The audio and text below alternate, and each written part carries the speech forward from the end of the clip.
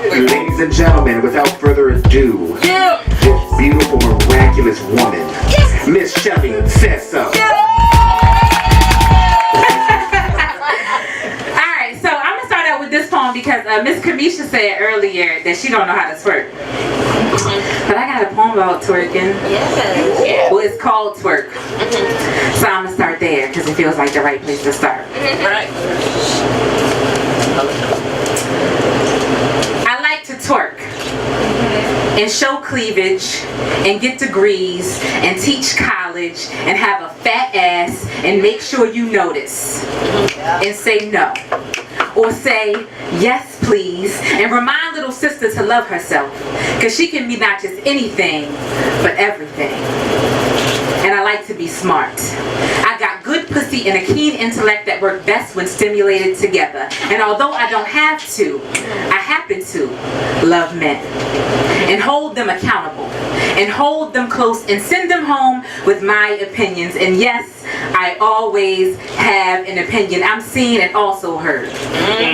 Respected and fantasized about.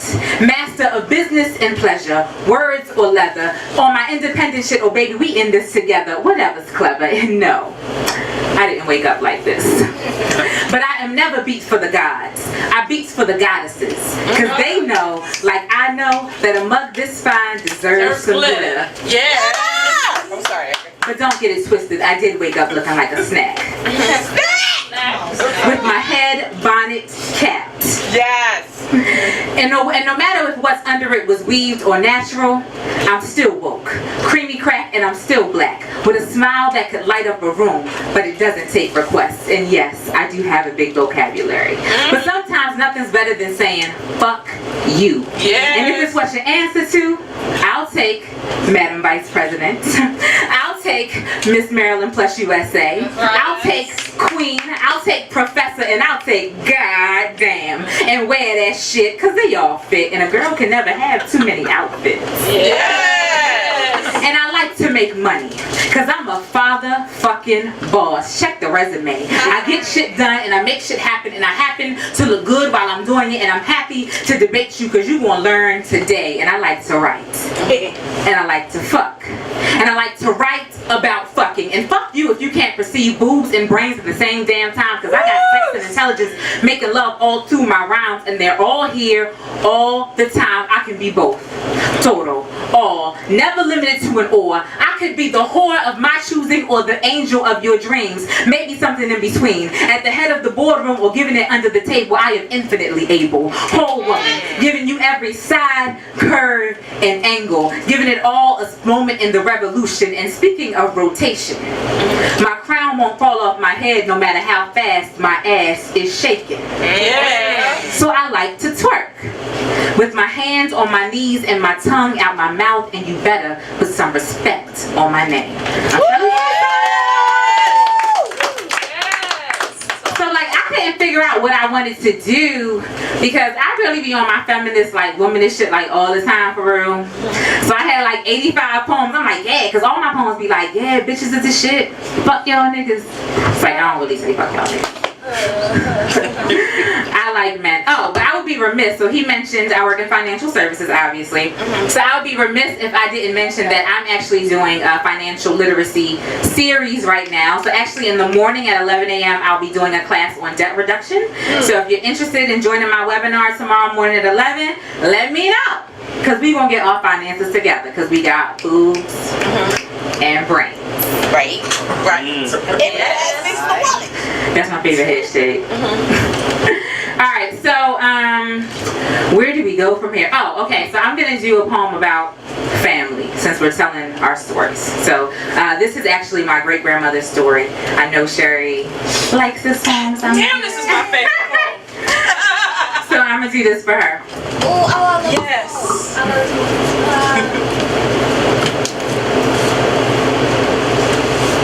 My mama up and died while fixing our supper. I watched her small white body hit the floor.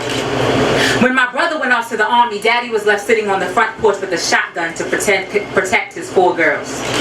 See, Daddy had all the superstitions of his Cherokee mother, but all the burdens of his Negro father, and still the charm to convince a white woman to marry him in 1914. She died by 1928. And now Daddy guarded us with the knowledge that a young quadroon is quite a prize. Our wombs would be sought by black men seeking to have children a little finer than themselves, by mulatto men looking to protect their class, and by white men who could still remember how much used to be paid for an almost white bedwench. My sisters got married one by one. Men came to our front porch and took off their hats, nicely dressed. Shopkeepers, no farmers or shoe signs. See, we weren't Negro enough to have to be poor. But I found myself single, scared, pregnant at 15. Named that baby Marva. Gave it to my sister to raise up. She couldn't give her husband no baby, so they were happy to have her. Happier than I was, for sure. When the 1940s rolled around, I tried to do what I was supposed to do. Married me a cafe au lait gentleman with fine hair like my brothers. Went to Negro parties with my Negro husband, did Negro things, but I hated being stuck in that Negro box. I didn't grow up in no box. See, my mama walked me 5 miles to an all-white schoolhouse where I never stood out. I was my mother's daughter. I'm white. Eventually, me and that husband split. I told the courts they could take all 3 of my children, but when they got to my sister's house, they only found the youngest 2. She hid Marva. See, she had that one from a baby and she wasn't letting her go. But Vicky and Teresa, they got adopted by a nice colored family around the corner. I even saw them from time to time. Vicky, she didn't even hardly look colored. She looked just like me. Long, straight hair down her back. Skin so white you could see every vein, but not the Negro blood running through it.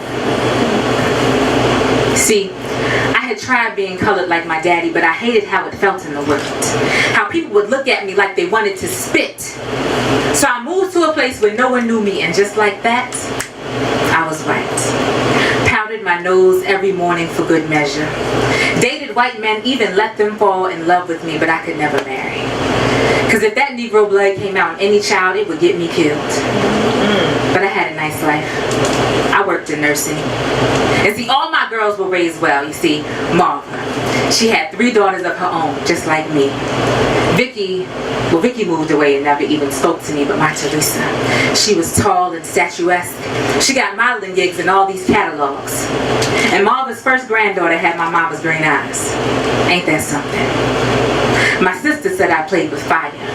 Said I should be ashamed to be out there pretending to be a white woman, but I am my mother's daughter. And ain't nothing a lie about growing up to be like your mother. I never even had enough Negro blood to keep a curl in my hair. My hair hung long and straight until the day that I died. By that time, they were calling us African American or multiracial. It didn't seem to matter as much, but I've always been my mother's daughter. Nice. Thank you, thank you, thank you. So follow me on social media because I'll be telling all my business and all your business at Shelly Says So everywhere. Yeah. So you know how you think it would be spelled, SHELLY says so. So lots of S's. I like alliteration and shit, you know. It makes me feel good. What am I gonna do? Oh, I know what I'm gonna do. I'm gonna do something fun. So let me get some water before I do this poem. Here we go.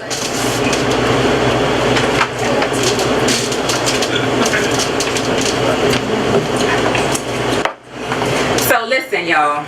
So one of my favorite shows of all time is Golden Girls, right? Yes. Golden Girls is the shit. Yes, it is. And Blanche Devereaux is my nana. I got a t-shirt that say Blanche is my nana. And so, for whatever reason, I don't know, when I wrote this poem, I was thinking about Blanche. I don't know why, but maybe it'll make sense to you when you hear the poem.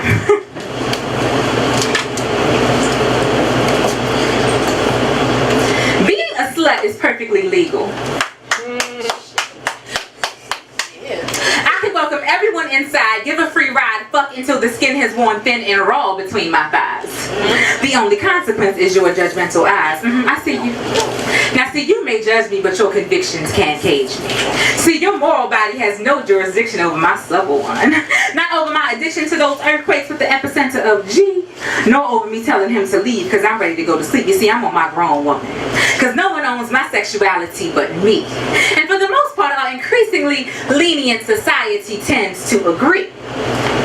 Well, at least until I try to industrialize what's between my thighs. I mean, they say that you should aim for a job that you would do for free. So, tell me again why I can't sell my pussy? Don't tell me it's for safety reasons, because clearly there are no laws against unprofitable promiscuity, child, please. That don't make no more sense than a fish would need. See, my girl Maya Angelou said she got oil wells at the meeting of her thighs. Well, I got a well of black gold that won't ever dry, and don't that make you boys angry? So angry you like me to pretend the price of this much ass is zero. Oh, unless it's on videotape. See, somehow a DVD copy makes it okay to fucking get paid. I just can't charge you directly. I gotta subcontract my body and let some director pay me. Let 1,000 persons on the internet get to consume me. Oh, but when I harness my power personally, oh, now we got a problem. Well, see, this country got issues and I'ma help you solve them. See, legal hookers gotta pay taxes. Yeah. And that's a heck of a way to stimulate the economy. I mean, there's plenty of reasons to let me do this job legally. I mean, 1, it gets my girls off these streets where they're currently getting beat. 2, it creates an environment where clients and workers can verify that each other are clean. And 3, well, it's just good old-fashioned fun. So, not the hustle. What I've learned from a bevy of compliments is that I've got marketable skills. And yes, I know my body is a temple to be worshipped, and that's exactly why I ask these boys to pay their tithes.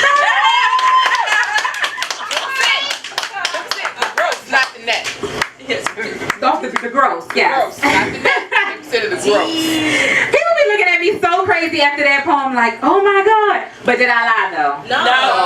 It makes no fucking sense. Let me make my money though. Like, make you rethink your life. When I make my money, you make your money. I don't want to play. It's none of your business what I do with my vagina. It's yours.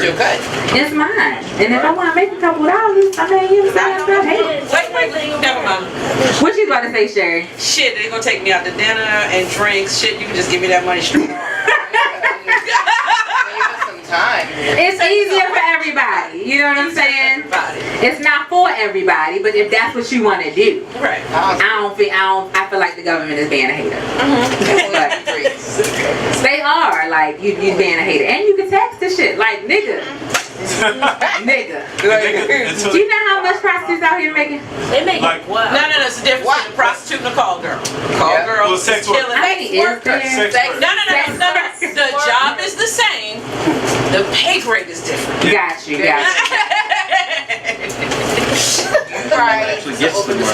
Right. We can get some Yelp reviews on them. Yeah. It'll be great. It'll be better for everybody. Alright, I got one more piece. So your host requested something that is a classic. Oh, I forgot to tell y'all. I got a CD. Yay! And this is like the first thing on the CD. And it's actually it's $10 and it's a lot of sexy shit on it.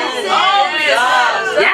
So if you like want to hear me come, get the CD because it's definitely on there. Like it was really uncomfortable in the studio when I was recording it, but whatever, y'all can listen to it. Oh, wait, what? Yeah, it's a little moaning. You know, I do some sexy stuff. You know. Okay. You know. Charity. She featured in the Grapevine at the erotic poetry show. Thanks. All right.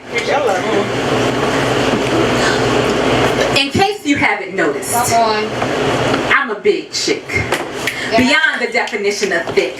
But I ain't ashamed of it. Cause most niggas I know are trying to get a piece of it.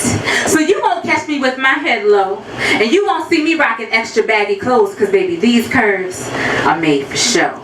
So you can drive fast, but daddy hit them turns slow. I'm built for comfort, so you'll want to stay. Pick a nice spot downtown, daddy. Enjoy your day. Full lips, hella hips, tiggle bits, and that ass feels heavy. And you ain't gotta like it, baby. Maybe you just ain't ready to get some of this on a rock steady, cause it's gonna move for a minute if you give it a smack.